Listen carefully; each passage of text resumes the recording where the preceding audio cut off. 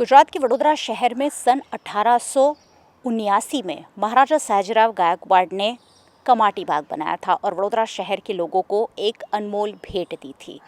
तब से आज तक यहाँ लाखों करोड़ों सैलानी आते हैं, यहाँ देखते हैं और इस ज़ू का लुत्फ़ उठाते हैं। वडोदरा शहर में वैसे घूमने फिरने लायक जगहों की काफ़ी कमी है। अगर कोई यहाँ आए तो एक कमाटी बाग अट्रैक्शन हुआ करता था एक ज़माने में, लेकिन अब लोग कमाटी बाग में आना नहीं चाहते हैं क्योंकि यहाँ वही पुराने जानवर हैं, वही पुराने पिंजरे हैं जिसे देख देख कर लोग परेशान हो गए हैं, ऊब चुके हैं।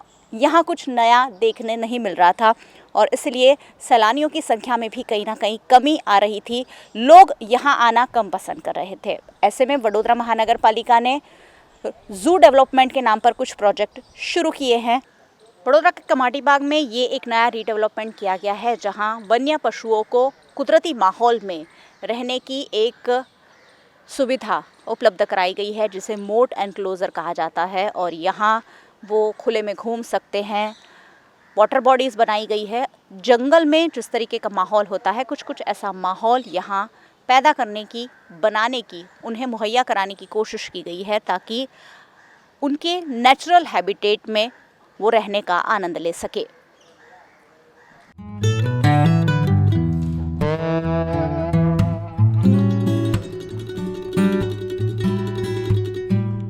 गुजरात के वडोदरा शहर को महाराजा सयाजीराव गायकवाड़ ने एक अद्भुत भेंट दी है और उसी भेंट के साथ हम बड़े हुए हैं। वडोदरा में रहने वाला हर शख्स तो कमाटी बाग अमूमन आया ही है। कमाटी बाग देख देख कर ही हम बड़े हुए हैं और कमाटी बाग के जो अलग अलग प्राणी है, पक्षी है, वो भी हमारे साथ दिल से जुड़े हुए क्योंकि हमने हज़ारों बार कमाटी बाग की विज़िट की है। कमाटी बाग का स्वरूप अब बदलने की कोशिश वडोदरा महानगर पालिका द्वारा की जा रही है।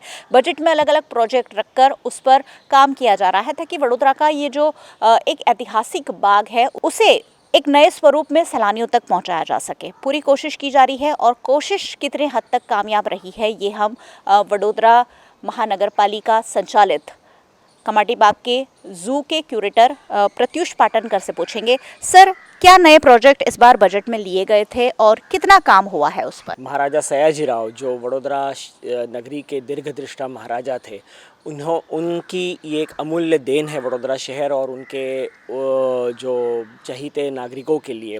ये सयाजी बाग, जिसको हमने कमाटी बाग जिस नाम से आज भी प्रचलित है, लेकिन जिसे हमने महाराजा साहब के ऑनर में हमने इसे श्री सयाजी बाग का नाम दिया हुआ है।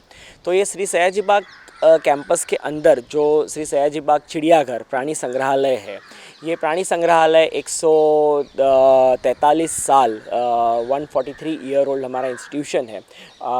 अगले साल हम इसको जस्ट जनवरी में हम इसको 144 ईयर कंप्लीट करेंगे। ऐसा हमारा ये इतना ऐतिहासिक इंस्टीट्यूशन को हम महाराजा साहब की जो दी हुई देन है उसको रखते हुए, उनकी झांकियों को रखते हुए इसका हम नवीनीकरण कर रहे हैं, पूरा हम इसको रीडेवलपमेंट कर रहे हैं। बिकॉज़ 1992 में central zoo authority of India, जो एक बॉडी है जो पूरे भारत देश के ज़ूज़ की रेगुलेटरी बॉडी है, उसके गाइडलाइंस के हिसाब से हमने ज़ू डेवलपमेंट 2017 से शुरू किया।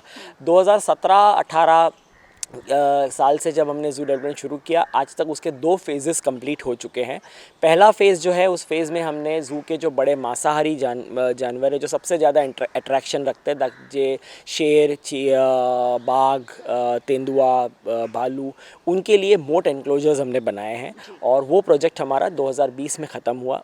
वडोदरा महानगर पालिका द्वारा कमाटी बाग में वॉक इन एवियरी का करीब 14-15 करोड़ का प्रोजेक्ट रखा गया था और पक्षियों को भी नेचुरल हैबिटेट में रखने की एक कोशिश की गई है। प्रोजेक्ट पूरा हो गया है, लेकिन यहाँ भी पक्षियों की कमी कहीं ना कहीं खलती है। जो पक्षी रह रहे हैं उनके लिए जो पानी के कुंड है वो काय से भरे पड़े हैं। पक्षियों को यहाँ ज़्यादा शायद लाना होगा, तभी सैलानियों को ज़्यादा आकर्षित करने में सहायता मिल पाएगी।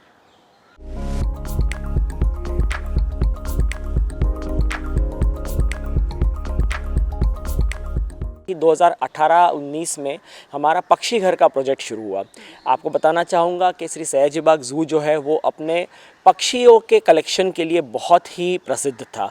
खास करके अलग अलग तरह के विदेशी पक्षी हमारे यहाँ पे बहुत अच्छी संख्या में थे और बहुत अच्छी तरह से वो प्रजनन भी कर रहे थे।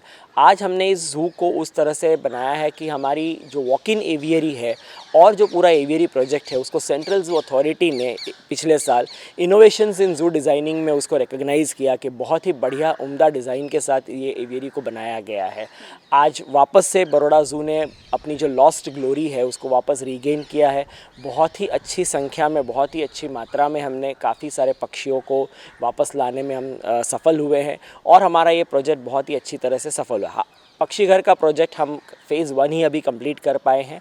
आते फेज़ में हम और भी नए वैरायटी के बर्ड्स लाने का हमारा प्लानिंग है और मैं बताना चाहूँगा कि हमारे माननीय म्यूनसिपल कमिश्नर सर और तमाम माननीय पदाधिकारी श्री इस प्रोजेक्ट में हमें काफ़ी सपोर्ट कर रहे हैं। इस साल की ग्रांट में हमने बड़ौदा ज़ू में पहले से आज तक कभी सर्पेंटेरियम नहीं था। सर्पों के लिए, सांप जो लोगों को देखना काफ़ी पसंद है इसलिए क्योंकि सांपों को लेकर समाज में बहुत कुतूहलता होती है, बहुत लोगों को उसके बारे में काफ़ी जानने की जिज्ञासा होती है। इसीलिए रेप्टाइल हाउस प्रपोज किया गया है। एक उदबिलाऊ जिसे कहते हैं ऑटर, उसका इंक्लोजर प्रपोज किया गया है। और दूसरा जो है, आप जैसे जानते हैं कि सयाजी बाग, जो पूरा सयाजी बाग विस्तार है उसके बीच में से विश्वामित्री नदी पसार होती है।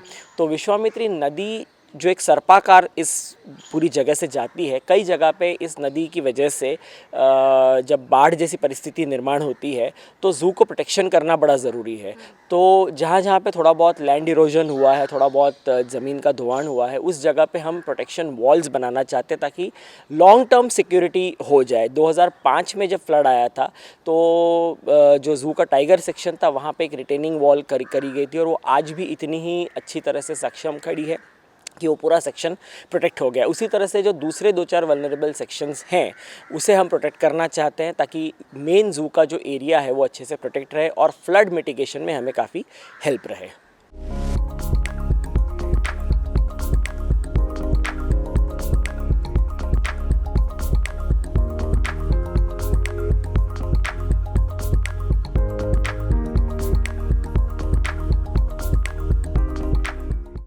सयाजी बाग में वैसे तो रोज़ाना सैकड़ों की संख्या में सैलानी आते हैं, लेकिन सैलानियों का आंकड़ा क्या कहता है आने वाले सालों में? जैसे जैसे विकास हुआ है, वैसे एक पीरियड ऐसा भी आया था जब कमाटी बाग में आने वाले सैलानियों की संख्या कम हुई थी और इसलिए वडोदरा के इस ज़ू के रीडेवलपमेंट की ज़रूरत पड़ी और रीडेवलपमेंट के प्रोजेक्ट लाए गए। सर, एक वक्त ऐसा भी था जब ऐसा था कि अब कुछ ज़्यादा बचा नहीं है कमाटी बाग में, अब वहाँ से निकलकर आप इसे नया स्वरूप देने की कोशिश कर रहे हैं।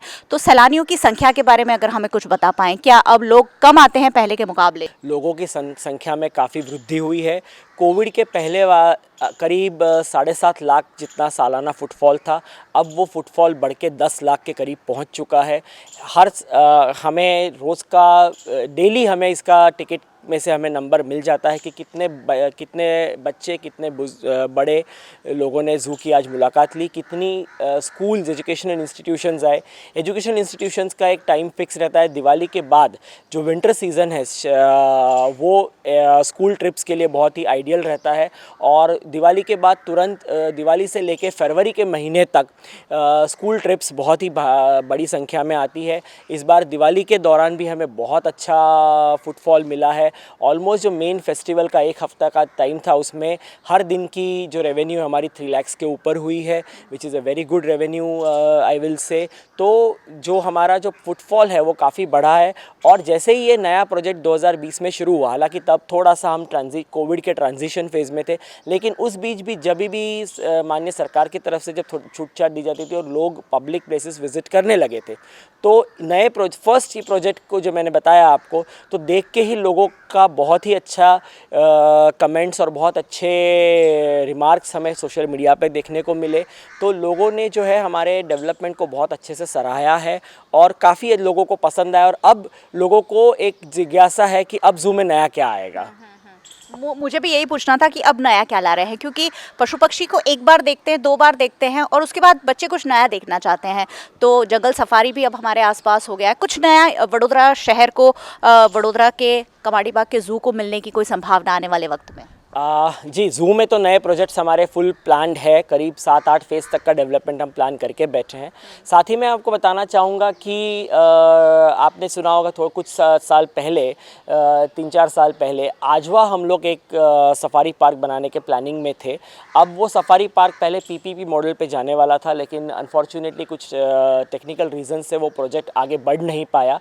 तो हमारी जो माननीय स्टैंडिंग कमेटी जो है, उन्होंने उस पार्टनर एजेंसी से इस साल वो प्रोजेक्ट रिटर्न लिया है। अब हम उसका भी प्लानिंग कर रहे हैं और मैं आशा रखता हूँ कि उस प्रोजेक्ट का एक basic phase I would say if not complete phase 1 but a part of phase 1 जो है वो नेक्स्ट ईयर तक हम लोगों को वहाँ खोल के देख सकते हैं। तो एक सफारी पार्क जैसी का एक प्रोजेक्ट भी बड़ौदा शहर को हम देने के प्लानिंग में है, और उस हिसाब से जैसे ही हमें ऊपर से उसका पूरा अथॉरिटी सपोर्ट मिलेगा तो ये प्रोजेक्ट भी हमारा ऑलमोस्ट किक स्टार्ट हो जाएगा, और नेक्स्ट ईयर हम इस प्रोजेक्ट को शायद से लोगों के लिए नेक्स्ट ईयर तक हम ओपन कर पाएंगे। नए पशु पक्षियों को लाने की कोई योजना, क्योंकि हमेशा नए पशु पक्षी आकर्षण का केंद्र बन सकते हैं। अभी जैसे आप जानते हैं कि हमारे पास अनफॉर्चुनेटली पिछले साल हमारा एक यंग लायन की एक डेथ हुई थी, तो नए लायंस लाने की हमारी पहल चल रही है। इसके लिए काफ़ी प्रोसीजर रहता है, काफ़ी पेपर वर्क रहता है, सेंट्रल ज़ू अथॉरिटी से अप्रूवल्स रहते हैं। तो काफ़ी ज़ूज़ के साथ हमारे एनिमल एक्सचेंज प्रोग्राम्स अभी पाइपलाइन में है। तो नए एनिमल्स खास करके लाने का हमारा जो प्लानिंग है which is already in process, जैसे ही इसमें सीजरे की अप्रूवल आती है तो we can give a declaration कि हाँ ये चीज़ें नई ज़ू में आ रही है। बट उसके लिए जो ज़ू टू ज़ू प्रोसेस जो चल रहा है वो हमारा बड़ौदा इंडिया के ऑलमोस्ट 4-5 ज़ूज़ के साथ चल रहा है कि नए जानवर हम लाएं और नए जानवर हम लोगों को दिखा पाए। उसी साथ में जैसे मैंने कहा कि जो एवियरी है उसमें हम नेक्स्ट ईयर नए बर्ड्स और लाना चाहेंगे। एग्जॉटिक बर्ड्स जो है वो हम ऑथोराइज्ड डीलर्स के पास से हम परचेज़ कर सकते हैं, तो वो करने का भी हमारा प्लानिंग है। लास्ट ईयर परचेज़ किए वाले बर्ड्स में से काफ़ी वैरायटीज़ अब ब्रीड करने लगी है, वो भी एक बहुत अच्छी बात है। तो नंबर्स भी हमारे पास अच्छे हो रहे हैं। सयाजी बाग को अच्छी तरह से डेवलप करने की कोशिश की जा रही है। आने वाले कुछ सालों में यहाँ भी हमें और सुविधाएं देखने मिल सकती हैं।